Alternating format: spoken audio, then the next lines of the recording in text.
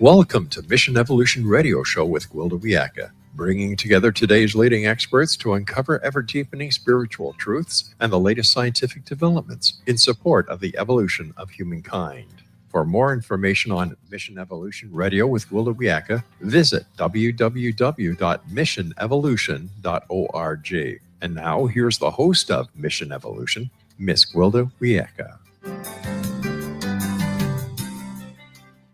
Humans are the only animals that desecrate their own nest. Our continual abuse of nature eloquently demonstrates this point. We're causing significant damage to the planet through our irresponsible treatment of her ecosystems. What's the solution? Can we repair this before it's too late? Mission Evolution Radio Show is coming to you around the world on the X-Zone Broadcast Network, xzbn.net. With us this hour to explore the concept of ecological narcissism and possible solutions is Jeanine M. Canty. Jeanine is a professor of transformative studies at California Institute of Integral Studies in San Francisco. Formerly the chair of environmental studies at Naropa University, she continues to guest teach at Naropa and at Pacifica Graduate Institute's Ecopsychology certification program. She's author of numerous books, her latest, Returning to the Self to Nature, Undoing Our Collective Narcissism and Healing Our Planet. You can find Jeanine at cedu/profiles/Jeanine-Canty. Jeanine, thank you for joining us on Mission Evolution. Thank you for having me, Gwida. It's a pleasure. It's always a pleasure to work with you, and I really love this topic. It's so important right now. Now, you're a professor of transformative studies. What are transformative studies? Well, in particular, transformative studies looks at how adults can change their worldviews to be more resilient to whatever is at hand. And in the program that I teach in and the approach I take, it's also about bringing together multidisciplinary fields, so solving bigger problems of the world without specializing in just one field. So what do you mean? Give me some examples, who you bring together. For example, in my work, I straddle areas such as psychology, environmental issues, education, contemplative practice, so I don't situate in just one area. Do you find that kind of gives you a triangulation on it, a deeper concept of the issue at hand? Yeah, I do. I think we're programmed within our Western paradigms to kind of think very linearly and to use one frame.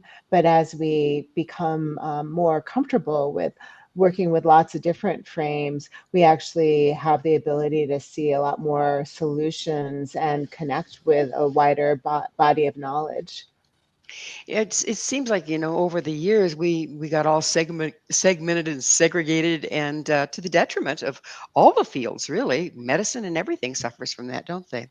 Definitely. And I think that's part of our kind of cultural paradigm of being perfectionists and also wanting to be experts and really being able to control our narrative and know so deeply one area in particular. Often we're afraid to not know everything.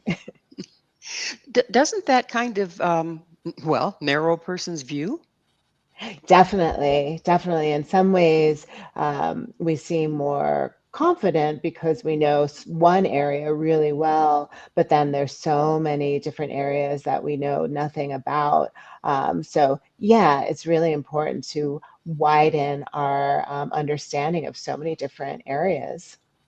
I would think that gives a larger translation point for people that specialize in different areas if they can start to branch out.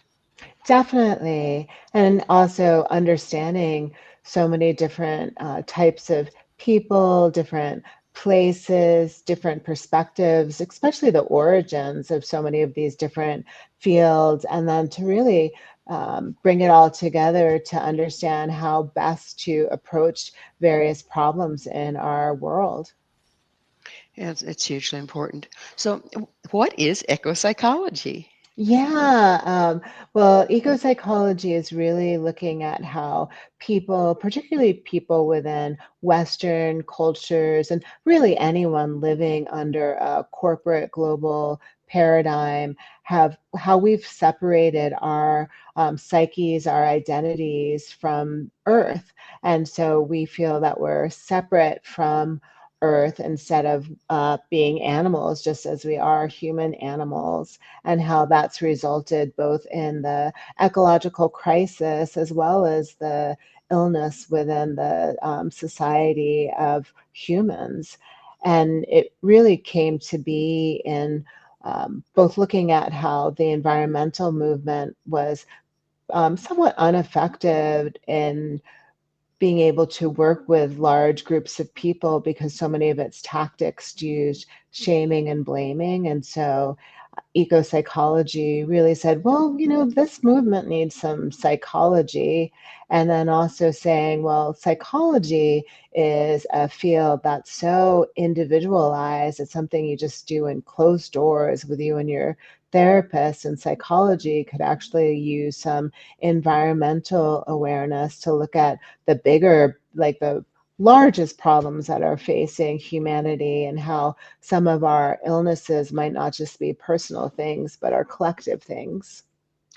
It seems like the environmental movement ended up causing polarization rather than the action they were hoping for. What happened there? What's going on?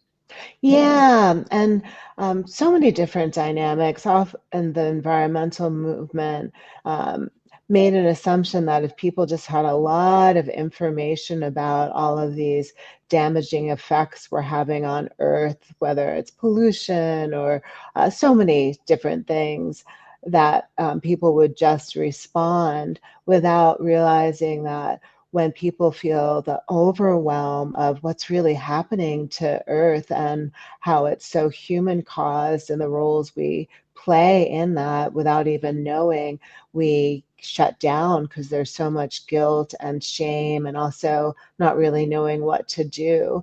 And so the environmental movement really wasn't looking at more of the emotional and psychological dimensions behind all of this. Never underestimate the power of denial, right? So Yeah. doesn't it drive some people into just total denial? Oh, this is a bunch of tree huggers. This isn't true. Yeah, yeah, and that's really the first stage of when we're looking at something that's beyond our comfort zone.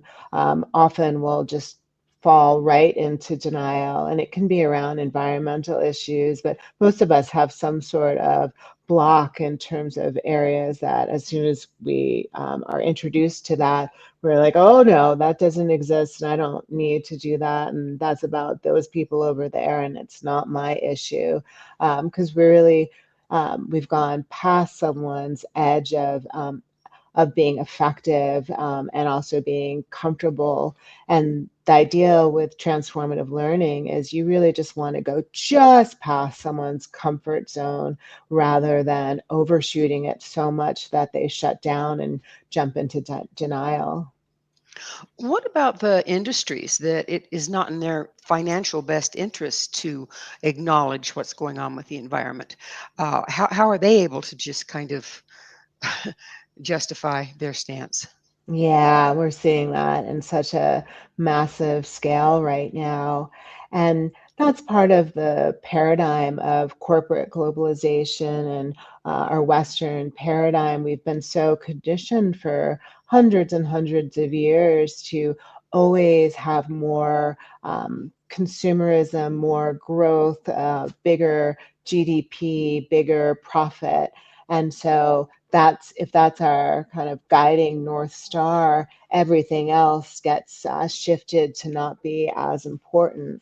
And so many of us have really been conditioned to believe this is true, that this is our goal in life. And for corporate entities who are made up of individuals that have paradigms and worldviews, this has been their overarching worldview, that we just always need to make more profit. And at the expense of whatever else gets in the way. Yeah. Yeah, that's pretty sad. So, what is Ecological justice. Yeah, ecological justice looks at how various communities have less power to fight ecological injustice, and particularly how people of color and indigenous people and women and working class and poor people, as well as children and people with varying abilities, have less power to fight these issues because they have less time, less political resources to fight them. And so, with ecological justice, a classic example is that when a polluting corporation industry comes to someone's community, if the community is fairly affluent and has the resources to push harming industry out, they'll do this, but then it ends up going into someone else's community that doesn't have those resources, both economic, political, as well as just the time. So it's, they're more, you're talking about the people that are really more in survival mode and don't have the extra anything to fight the corporations. Exactly, Okay. exactly. And so many of the ecological issues are really bound up with social issues, justice issues, because the extraction of ecological resources, the resources of Earth, have always gone hand in hand with the extraction of human labor. And what do you mean by that? Yeah, sometimes we think of things like, people a lot of people get upset when topics such as racism come up, or even people that are comfortable talking about it think it's just about certain people not liking certain other people. But racism has really been used as a system of extracting labor. And so targeting folks that look a certain way or come in certain types of bodies or live in certain geographies to do the labor of extracting resources from the earth, whether they're mining, agriculture, all the real hard labor. And it's across so many different racial spectrums, but it's basically taking the resources, the human labor of the people who are at the bottom. So that's kind of a judgment that these people are desperate enough to do these difficult jobs. Yeah, in some ways, and in some ways, it goes back into the relationship that these people originally had as being earth-based peoples, whether they were, small farmers in Europe or in indigenous peoples in the Americas or Well, across the globe. Yeah. we're going to have to take a station break. Jeanine and I will return very shortly, so don't you go away. This is Mission Evolution, www.missionevolution.org.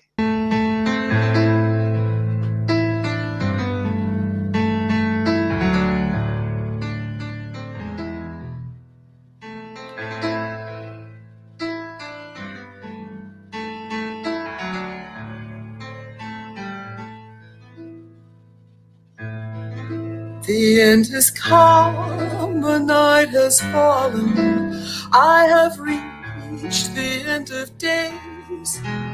What's real is not, reason fails me. I've gone beyond all known pathways. This is the end of reason. This is the end of time. I am alone, alone and broken.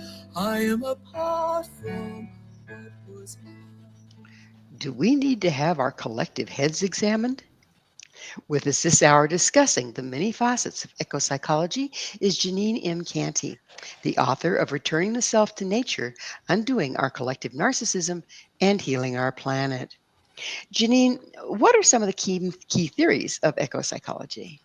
Oh yeah, there's so many. Some of the ones that I find most engaging is one is called the ecological self, and that's really looking at how, as people, when we spend time in nature, we can actually start to expand our sense of self. For example, if you're outside in your yard or at a park and you connect with a certain bird or a rabbit or a tree, suddenly you notice that you're having this little relationship. You're getting to know each other a little bit. Maybe you're chirping back and forth, or just staring at each other, or just sitting in the same space. And you suddenly realize that your wellness is bound up in theirs because you really care about them. And when we do that more and more, our boundaries of who we are actually expand. And so that's the ecological self. Another ecopsychology concept is arrested development. And that looks at how, since most of us haven't been raised in earth based traditions, we haven't had the rights that turn us into mature adults. So, most of the adults in our society, including our top leaders, our stars, our local leaders, most everyone is actually at the maturity level of a preteen or teenager. That's scary. That's what's running the country, right? Yeah, yeah, and it's something that's quite encouraged in many leadership positions. Another eco-psychology concept is the original trauma, and that comes from the work of psychotherapist Chalice Glendinning, along with some others. And that looks at when in our lineages did we break away from our earth based traditions and really lose that deep primal connection. And there's so many theories which talk about what that break is.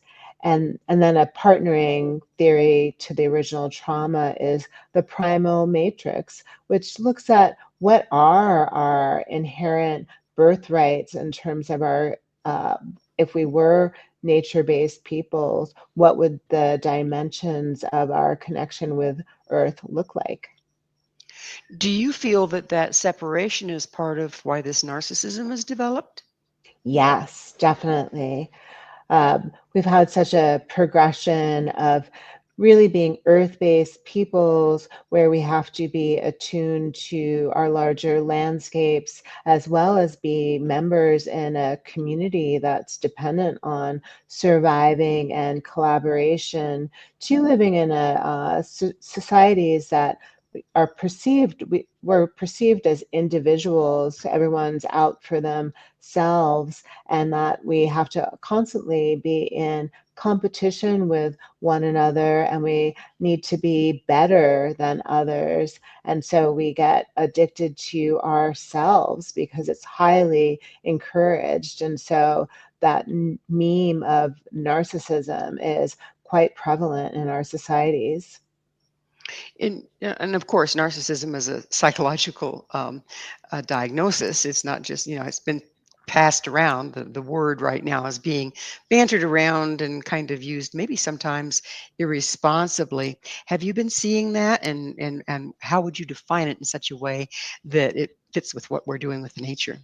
Yes, yes. Narcissism has become such a hot buzzword, and everyone's saying, "Oh, this person's a narcissist. This person's that." And as you say, narcissism is actually a psychological condition that's really hard to diagnose, and quite actually a small percentage of our population have what's called narcissistic personality disorder, or NPD. It's also known as extreme narcissism. Most of us don't fall into that, but narcissism as a collective disorder is something quite real and happening in our societies. And yeah, yes. So who all's recognizing that? Yeah. Well, I think when we talk about narcissism, there's a lot of theorists that talk about a narcissistic scale. And so all of us fall somewhere on that scale. Say it's from 1 to 10. We don't want to be a 1, which means we have very little ego and drive. But we don't want to be a 10, which makes us more on the extreme narcissism scale. We really want to be a 5 or a 6. But when we look at collective narcissism, it's looking at how our society's been shaped and structured to have everyone really hyper focused on themselves. And we see things like social media where most of us could spend our whole day promoting a story of ourselves to make us look really special. And so there's these traits from narcissistic personality disorder that have permeated our collective systems. And so many of us are following those areas. And yeah, it's interesting to look at the patterns of individual narcissism, which most of us are aware of, even if we don't pull them out. And it's this extreme sense of self, this arrogance that we're just so important. And in contrast to that, everyone else is really less important. And so narcissists and collective narcissism, where we have very little empathy for others and especially little empathy for what's going on with our ecological crisis. Another trait with that is just people thinking in the narcissism realm that it's always about other people doing things wrong. It's never about myself. So the sense of shamelessness. Yet underneath all of that, with narcissism, most of us are feeling really insecure, where feel we don't measure up to these grand expectations of our society. And so we're constantly trying to mask that. And so many of us have a hypersensitivity to critique.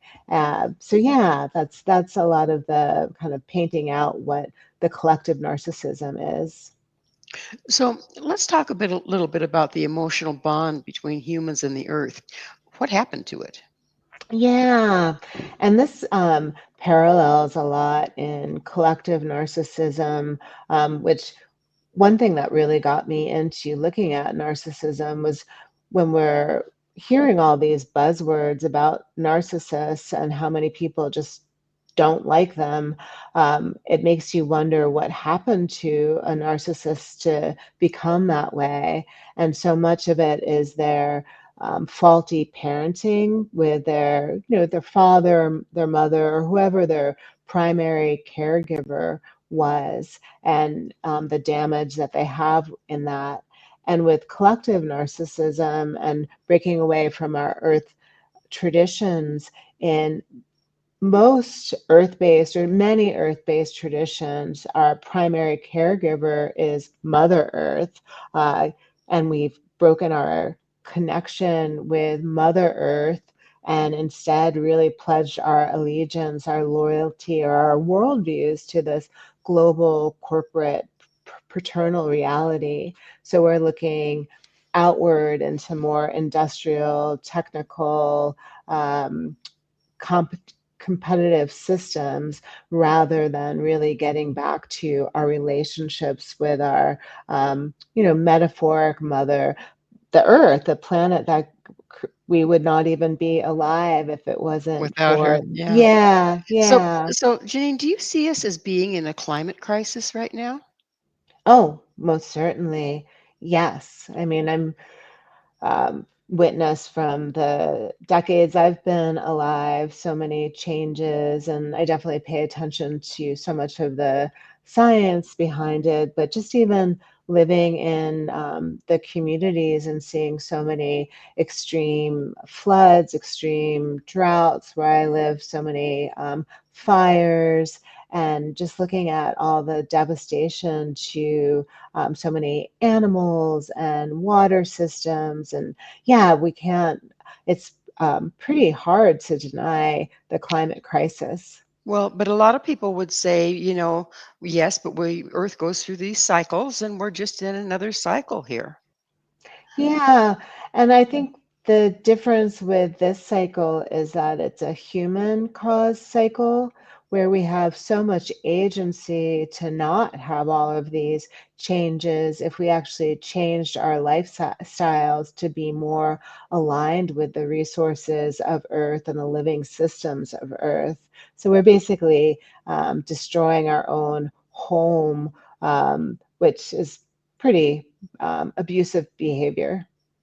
Yeah. So when we're dealing with this, what proof do we have that it's um, not just a cycle of the Earth versus human cause? Do we have studies and whatnot that prove completely that that's the case?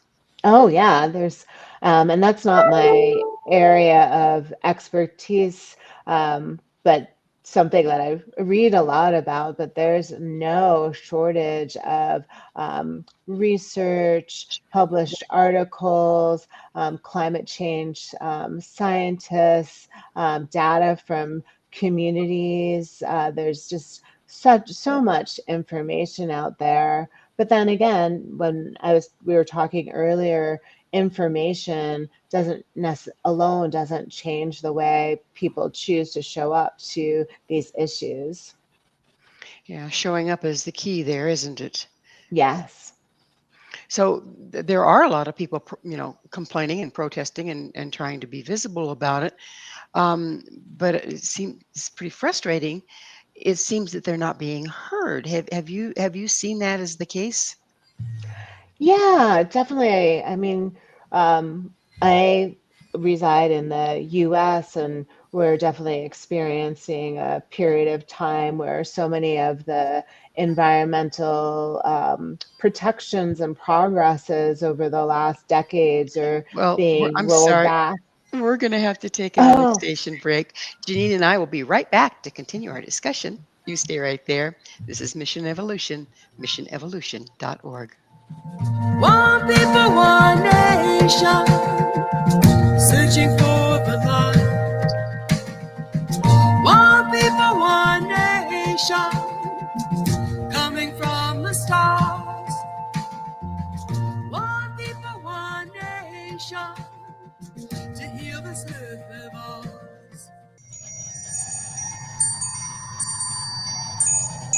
I've been broken, shattered, cast to the wind. I am scattered upon the wind. I've been broken, shattered, cast to the wind. I am scattered upon the wind. I've been broken, shattered, cast to the wind. I am scattered upon the wind. Makaina, Makaina, Makaina, Makaina. Don't we all need to live here? This is Mission Evolution, missionevolution.org. With us discussing the climate crisis is Jeanine M. Canty. You can find Jeanine at ciis.edu/profiles/Jeanine-Canty. Jeanine, it's not as if we can live without the planet. So why are some so unmotivated to change the behaviors that are threatening her? I think we've focused so much on the problems of what we're doing to the planet without having a story that shows everyone how they can actually thrive in systems that are non-harming. So people are fearful because they feel like they're going to lose things, that they're going to lose money, the way of lifestyle that they've really come accustomed to with so many things, or just not realizing that there's other ways of being that actually address a much deeper relationship, both within to Earth, but also within our human communities that can be quite fulfilling. But Well, change is so scary. I would argue that it's our very lifestyles that are causing so much illness and isolation and depression on the planet. Definitely, Yeah. definitely. How can we present the idea of becoming more ecologically sound in such a way that people find it attractive? Yeah. Well, I think giving people more agency in being part of the solution, rather having it something done to them, where they can see within their own communities, within their own workplaces, the type of work they choose to do, and really looking at their ecosystems, that there's actually things that are harming our communities and ways to mitigate this in manners that don't mean they have to overhaul everything about their life, but there's small steps and bigger steps. So, what would the first small steps be to start to turn a community around? Yeah, I'm a huge proponent of localization, of really knowing what's going on in the communities that we reside in, and also knowing what the resources and the needs are here. So I think learning how to reside in our communities and seeing what are the actual needs. So many of us are doing employment that is bringing in resources from so far away, or giving resources to places so far away. And when we start to attend to like what is actually going on with the people and the bioregion, the waters, the trees, all of the resources and life around us, we start to have a more intimate view of what's going on and what's needed. It sounds like you're advocating going back to where we were maybe a couple hundred years ago, where the communities they had their agriculture, they had their gardens, they didn't ship all over the place. Is that what you're talking about? Yeah, in a certain way, I definitely believe in greening our communities and supporting local businesses, supporting neighbors, and at the same time still having global institutions and systems that are supportive, but not investing in fully just in global systems. So I would say a mixture.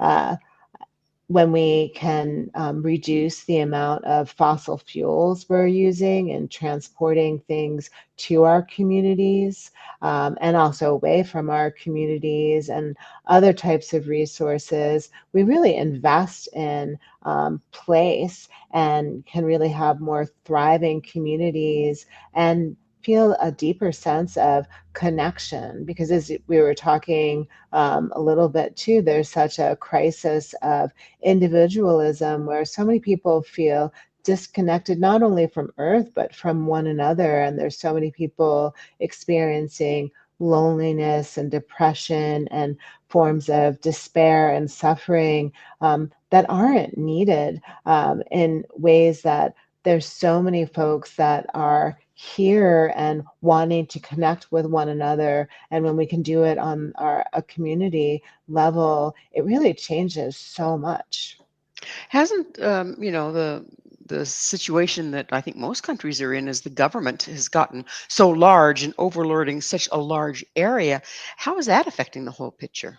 Yeah, that's a great question. And I really get excited about the idea of more of participatory democracy, where a true democratic system really can't be more than about 500 people so many of our nations, we, say we have these voting privileges and we're, politically free industrious systems, yet we're really choosing between like two choices, binary without many real agency, but more participatory democracy is where most people in the community actually have influence and they have leverage points where they can really have direct connection with political leaders and with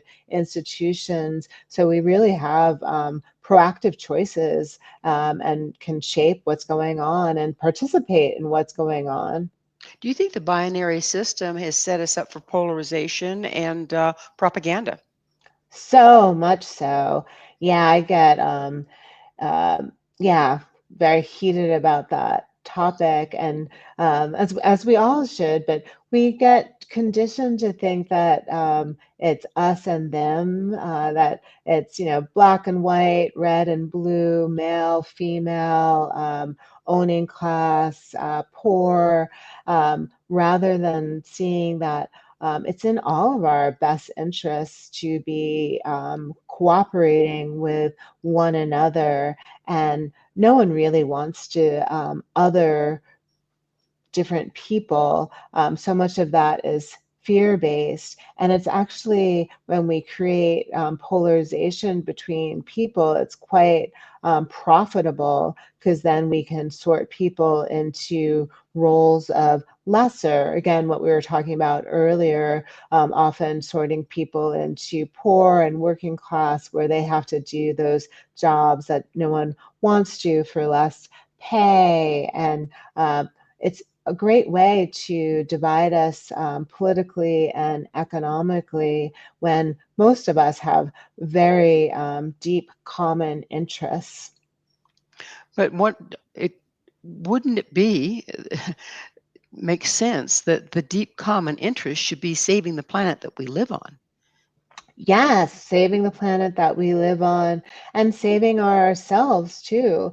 Uh, yes, that's so important. And when we look at the kind of bigger eagle vision of the generations to come and what's going to happen, it's, I think, easier to participate in that. Yet in the present times, we get so much news and social media and just propaganda to keep us separate, and it's those people over here and we're right and they're wrong. No matter what your kind of political and worldview beliefs are, no one's fully right, no one's fully wrong. And if we actually stop subscribing to having kind of enemies or opposites, those people over there, we can actually tap into our communities and realize that we do have common interests, just even in the places that we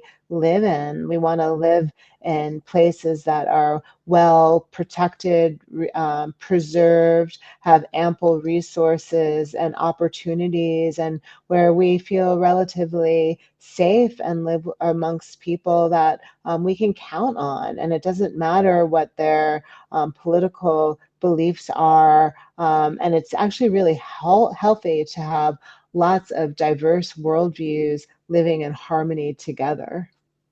Where I live, I'm kind of in the middle of nowhere, and there's a lot of space between myself and our neighbors. And yet, surprisingly, we're all very close and very supportive of one another. If I get in trouble here, I live by myself. It's just a phone call away, and one of my neighbors will come dashing over to help. We don't see that when people are living on top of each other. What's going on there? Yeah, and I think um, often when we talk about community, there's not necessarily a project of what the community is for. And so, in really high, dense areas, and sometimes in rural areas, this can happen as well, there's no real project. And so, there needs to be understanding of what a neighborhood, a community is about. What you're talking about in your community, I've had tastes of that living in the foothills of Boulder, where our community is always hyper vigilant about fire protection. And so we know where our keys are to each other's houses and the names of pets, because we're always ready for any sort of emergency that might happen. And it creates more care and understanding, because there's a bigger threats out there that we want to make sure everyone's safe. And I think when we get to cities and more densely populated areas, there's not that much commonality presented, because everyone's so individualized. There's less people that have the privilege to own homes, and people are just kind of going to work and not really connecting with one another in their neighborhoods. But that's not always true, because there's lots of communities, when we were talking about ecological justice before, that get together around common issues, whether it's having clean water, or safe neighborhoods, or urban gardens, or whatever it may be. There's more and more highly dense communities really coming together. Well, it's time for us to take another station break. Please stay with us as Jeanine and I continue to explore the future of our planet. This is Mission Evolution, www.missionevolution.org. Searching for the light. One people, one nation, coming from the stars.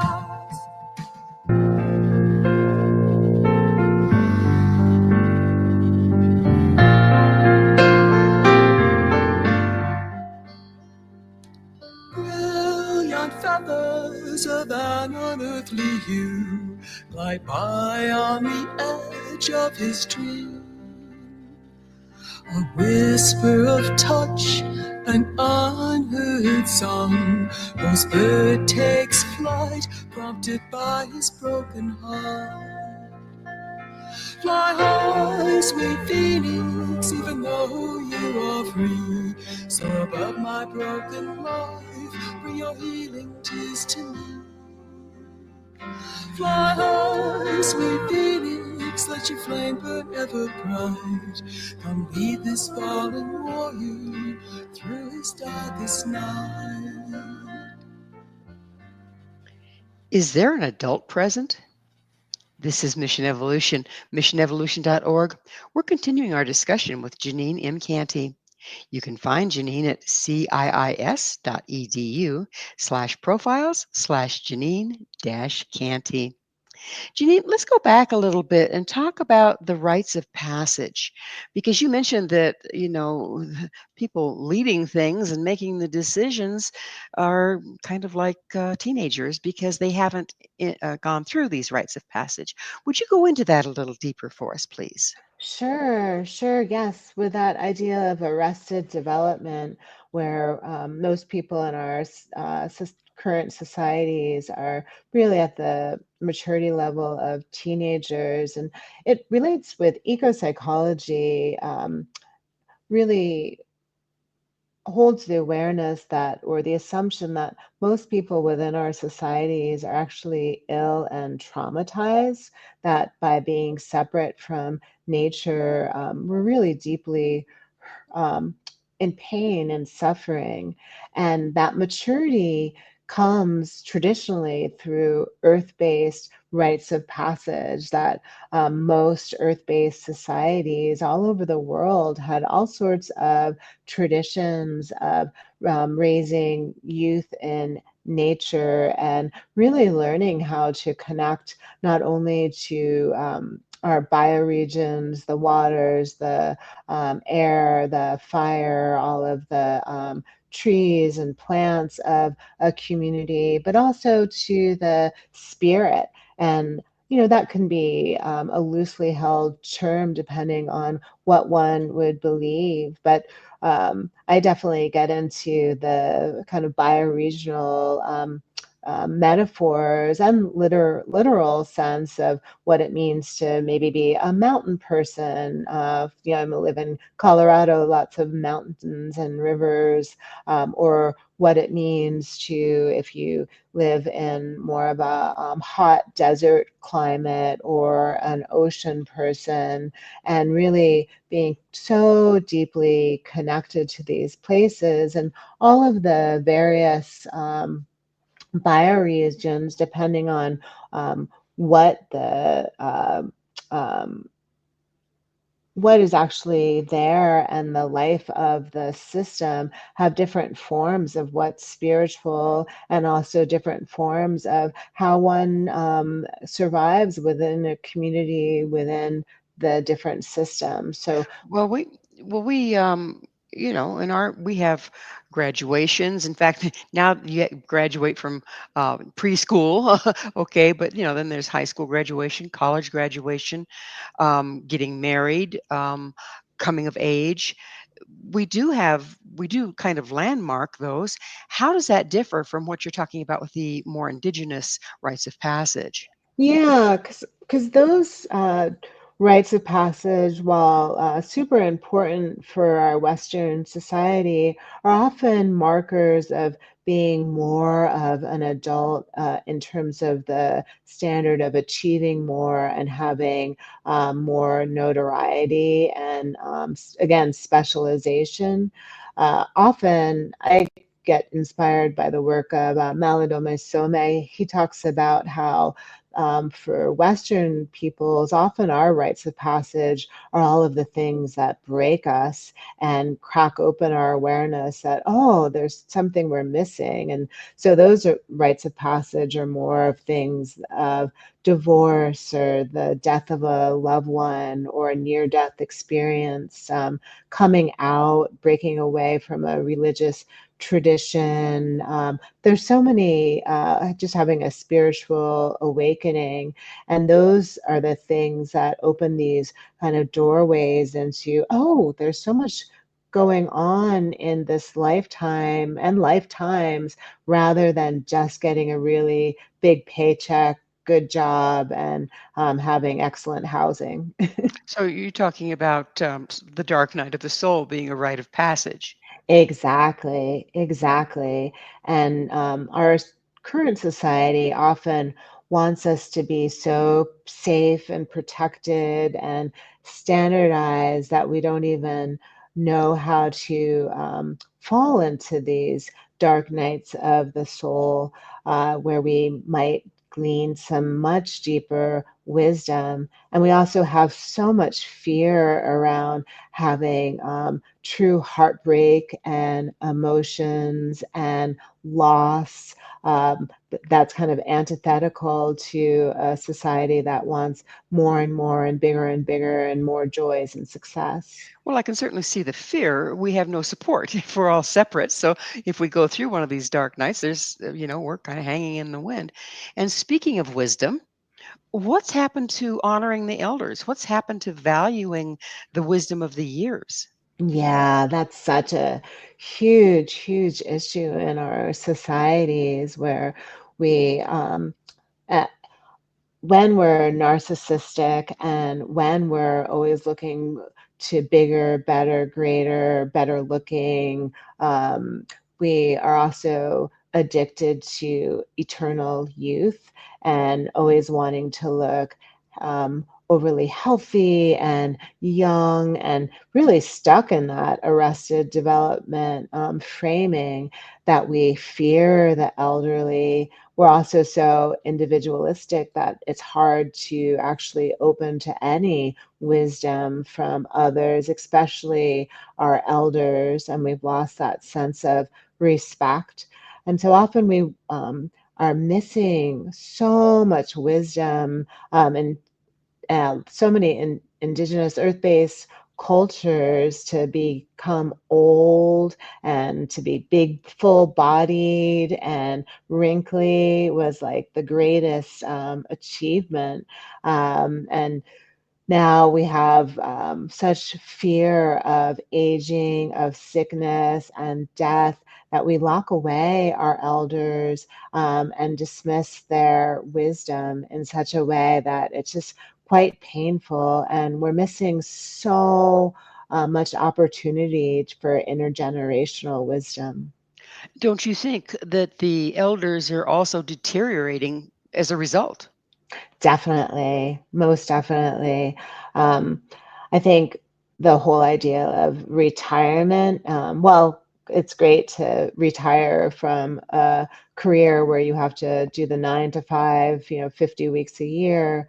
Often, when people get to a certain age, we don't look at the wisdom and the work they still have to do as elders. And so when people really stop being able to share their innate gifts that they were born into this world to give, we start to deteriorate.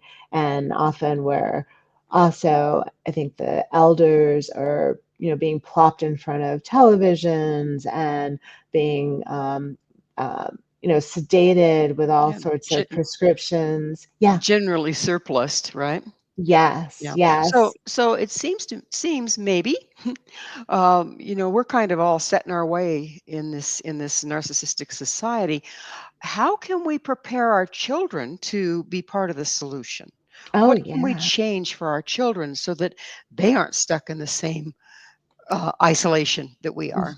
Definitely. And I would say it's children, but it's also going back to transformative learning. It's adults of any age. We can all change. And there's all sorts of um, ways to do this. The first is so much of what we've been doing in our time together today is unraveling the issues, just waking up to what's going on in the world and acknowledging our own roles in it, and also our collective entrenchment within all of these systems, and just coming to like acceptance that this is actually a thing that we might want to turn our attention to.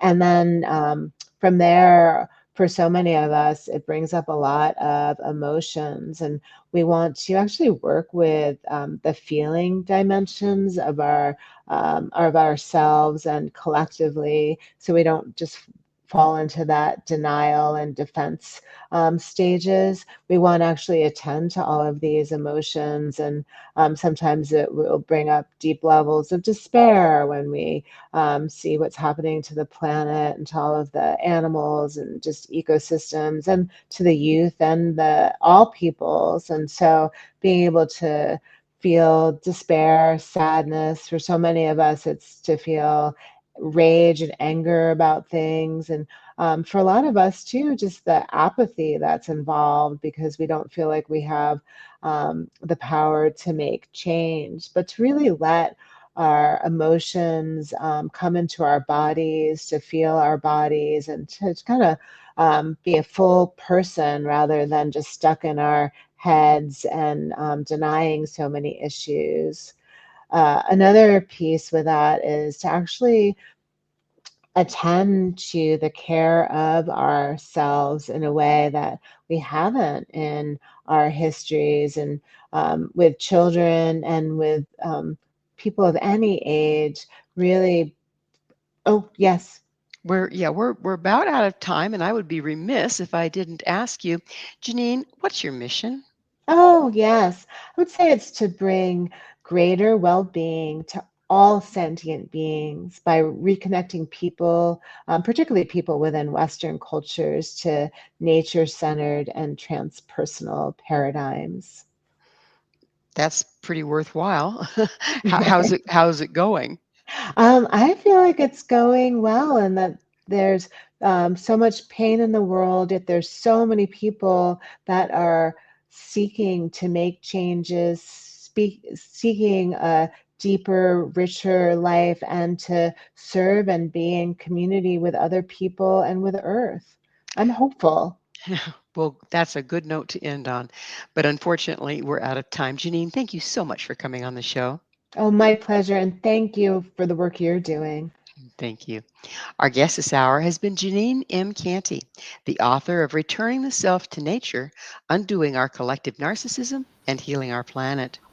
To find out more about Jeanine, where you can find her books and all she has to offer, visit ciis.edu/profiles/Jeanine-Canty. This has been Mission Evolution with Gwida Wiyaka. For more information or to enjoy our past archived episodes, you can visit our website, www.missionevolution.org. But please be sure to join us right here next time on the X Zone Broadcast Network, www.xzbn.net, where this mission will continue, bringing information, resources, and support to an evolving world.